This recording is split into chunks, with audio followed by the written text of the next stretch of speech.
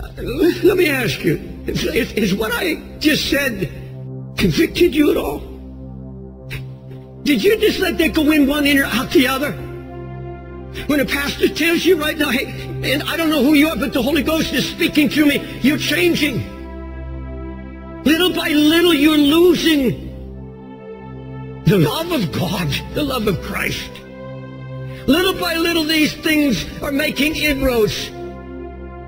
Folks, why do you think your pastors cry out against television? Do you think we get any pleasure out of the flesh? There's no pleasure in somebody coming saying, I heard your message and I threw away my television. That doesn't give me any pleasure. It doesn't give any pastor pleasure. We have given account because we watch for your soul. These things, I don't know where it is on the job, things we listen to, these things that creep in, and suddenly this Jerusalem, the walls go down. Ruin sets in.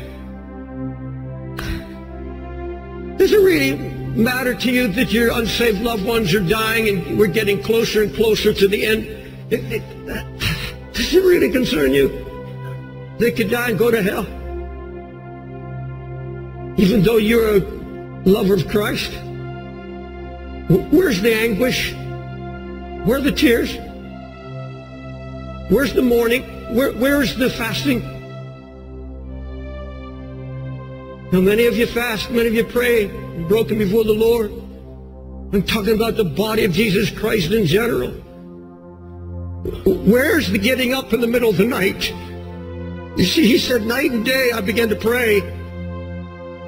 Where's the confessing of your sins and of your children, confessing your children's sins before the Lord, or your mate's sin before God? Because this is exactly what Nehemiah does. He confesses his sins and the sins of all the people. And then he says, we have sinned. I have sinned. And then he said, we have sinned. When Nehemiah heard of the ruin and destruction, he never asked why. Why can a holy, just God allow his city to go to ruin? Why were so many dispersed? Why were so many killed and murdered? He didn't ask the question that we're asking in America today. Why did God allow the towers to fall and over 2,000 people died in the affair, in the crash? How could a loving God? And folks, I share what Pastor Carter said today, the holy anger that arises in my heart when I hear preachers on television or on radio, or hear that they've said on television, oh, God had nothing to do with it.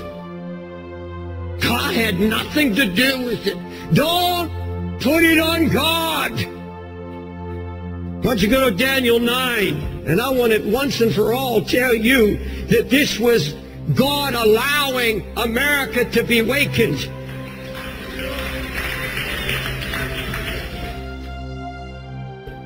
God didn't do it. He didn't stop the plans of the enemy because he had a greater purpose, because it was love for America that was about to slip into everlasting hell.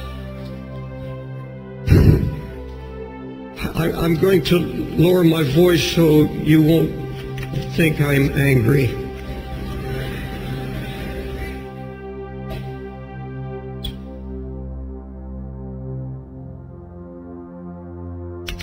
Daniel, 9th chapter, verse 5, beginning to read, we have sinned and have committed iniquity and have done wickedly. Can you say that about America? And we have rebelled even by departing from thy precepts and from thy judgments. Neither have we hearkened to the servants, the prophets, which spake in thy name to our kings, our princes, and our fathers, and to all the people of the land. In other words, the government has been warned by righteous men. O Lord, righteousness belongeth unto thee, but unto us confusion of faces as at this day. Men of Judah and the inhabitants of Jerusalem, all Israel that are near, that are far off, through all the countries whither thou hast driven them because of their trespass, they have trespassed against thee. O Lord, to us belongeth confusion of face, to our kings, to our princes, our fathers, because we have sinned against thee. Why? Because we have sinned against thee.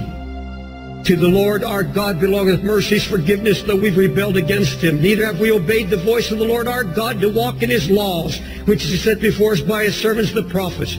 They all, Israel, have transgressed the law even by departing, that they might not obey thy voice.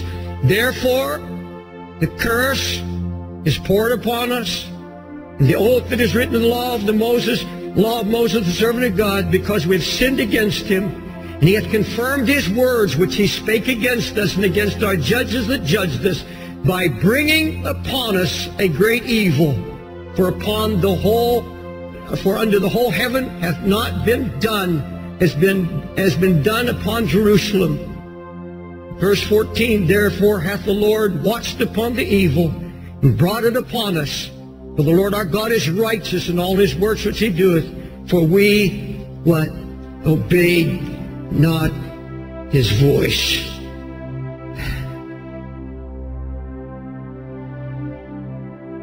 Now let me get back to my message.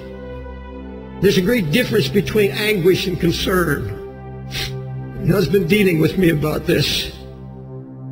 Concern is something that begins to interest you. You take an interest in a project or a cause or a concern or a need, something that gets a hold of your attention, and usually it comes through some emotional stimulus.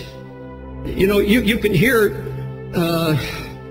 like we heard last Sunday from South Africa and all of the hundreds of thousands dying with AIDS and the children, and you can hear what we heard from Sister Hulda Buntain this afternoon of the thousands upon thousands of children dying in Calcutta and India.